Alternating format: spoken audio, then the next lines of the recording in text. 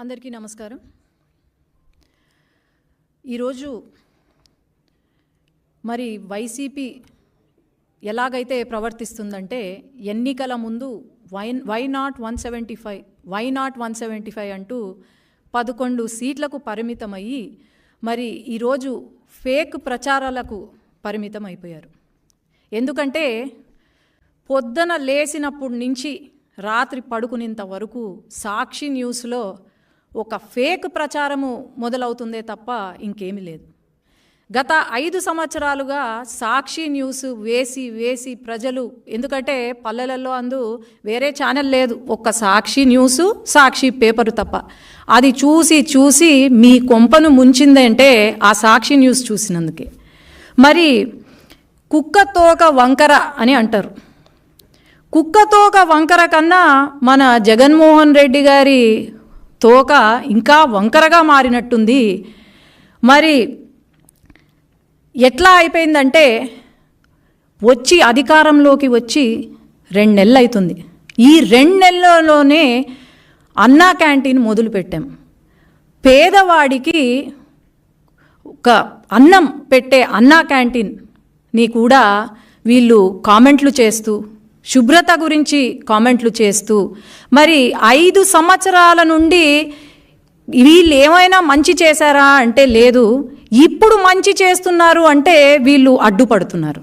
అలాగే టీటీడీ ఏదైతే ఉందో అది తెలంగాణ వాళ్ళకి ఇచ్చేసామని చెప్పి, తిరుపతి తెలంగాణ వాళ్ళకి ఇచ్చేసామని చెప్పి, లేదంటే ఇలా అమ్మకు వందనం కార్యక్రమము ఏదైతే ఉందో ఇంకా మనం రివ్యూకి కూడా రాలేదు, రివ్యూ చేస్తున్నాము, ఇప్పుడు మీటింగ్ అందుకే జరుగుతుంది. అప్పుడే సాక్షి న్యూస్లో మరి భారతిరెడ్డి గారు ఉన్నారు. భారతిరెడ్డి గారు సాక్షి ఏమంటారు, సత్యమేవ జయతే అని రాసుకున్నారు సాక్షి న్యూస్లో. సత్యమేవ జయతే కాదు భారతిరెడ్డి గారు, అసత్యమేవ జయతే అని మీరు క్యాప్షన్ మార్చుకుంటే బాగుంటుంది. ఈరోజు సాక్షి న్యూస్ ఓపెన్ చేస్తే మనకు కనిపించేది క్యాబినెట్ మీటింగ్ ఏదైతే ఉందో టీడీపీ ఆల్రెడీ ఇది చూడండి, 16వ తేదీ ప్రతి ఒక్కరికి ఈ నోటీస్ సర్క్యులేట్ అయింది. 28వ తేదీన మనకు క్యాబినెట్ మీటింగ్ ఉంటుంది అని చెప్పి, మరి ఈరోజు ఎందుకు సాక్షిలో ఎటువంటి ఇది లేకుండా లేదు, క్యాబినెట్ మీటింగ్ కావాలనే పోస్ట్పోన్ చేశారు అని లోకేష్ అన్న పైన దుష్ప్రచారాలు చేస్తున్నారంటే వీళ్లకు ఫాల్స్ ప్రచారము తప్ప ఏమీ లేదు. జగన్మోహన్ రెడ్డి గారు ఈ 5 సంవత్సరాలు చేసింది బాగానే చేశారు అని అనుకుంటున్నట్టున్నారు. మరి ఇప్పుడు ఎంతసేపు ఫేక్ ప్రచారము తప్ప పార్ట్ టైం పొలిటీషియన్గా మారిపోయారు తప్ప ఇంకేం లేదు. కాబట్టి ప్రతి ఒక్కరికి తెలుసు, ప్రజలకు ప్రతి ఒక్కరికి తెలుసు, ఈ 5 సంవత్సరాల కాలం మీరు ఎలా పాలన చేశారు అనేది తెలుసు.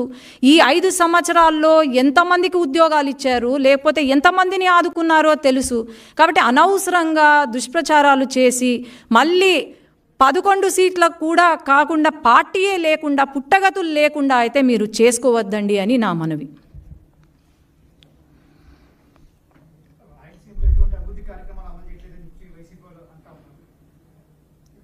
మొన్న మన బడ్జెట్ మీటింగ్ జరిగింది. బడ్జెట్ సమావేశంలో బడ్జెట్ మొత్తము రాయలసీమ గురించే ఉంది. కేంద్రము నిధులు రాయలసీమకు ఇచ్చారు, అట్లాగే రైల్వేస్ కానివ్వండి, ఇండస్ట్రియల్ హబ్ కానివ్వండి, అన్నీ కూడా రాయలసీమకు ఇచ్చారు. మరి జగన్మోహన్ రెడ్డి గారు రాయలసీమ వ్యక్తే కదా, మరి రాయలసీమని ఏమైనా అభివృద్ధి చేశాడా? ఒక ఇండస్ట్రీ తీసుకొచ్చాడా? లేదంటే మా రాయలసీమలో ఉన్న ప్రజలకు లేకపోతే పిల్లలకు ఒక ఉద్యోగం ఇచ్చాడా? నాకు మొత్తం డీటెయిల్స్ ఇవ్వమనండి. లేదే. రాయలసీమ గురించి ఎవరైనా ఆలోచన చేశారు అంటే అది కేవలం నారా చంద్రబాబు నాయుడు గారు తప్ప ఇంకెవరూ చేయలేదని నేను చెప్తున్నాను.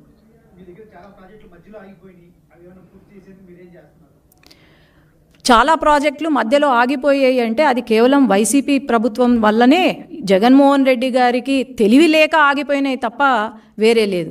ఖచ్చితంగా ఈ ప్రాజెక్టులన్నీ తెలుగుదేశం పార్టీ హయాంలో మొదలు పెట్టాము. ఖచ్చితంగా చంద్రబాబు నాయుడు గారు ఢిల్లీకి వచ్చినప్పుడు కూడా ఈ ప్రాజెక్టులు పూర్తి చేయాలి, వెంటనే పూర్తి చేయాలని ఫస్ట్ ప్రిఫరెన్స్ ఇచ్చింది చంద్రబాబు నాయుడు గారి. ఖచ్చితంగా ఈ 5 సంవత్సరాలలో ప్రతి ప్రాజెక్ట్ పూర్తవుతుంది.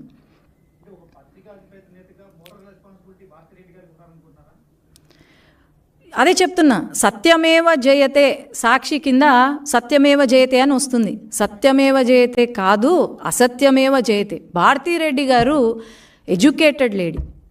ఒక రియల్ న్యూస్, న్యాయంగా ఒక న్యూస్ని చూపించాలి. కానీ ఎంతసేపు తెలుగుదేశం పార్టీ కార్యకర్తలపైన, నాయకులపైన, లోకేష్ అన్న పైన, వీళ్ళపైనే చెప్తున్నారు. కానీ ప్రజలు ఎవ్వరూ నమ్మడానికైతే సిద్ధంగా లేరు.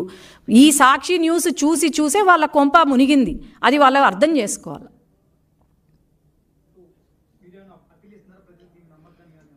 ఖచ్చితంగా మనం అప్పీల్ కూడా ఇవ్వాల్సిన అవసరం లేదు. ఎందుకంటే ప్రజలకు ప్రతి ఒక్కరికి తెలుసు.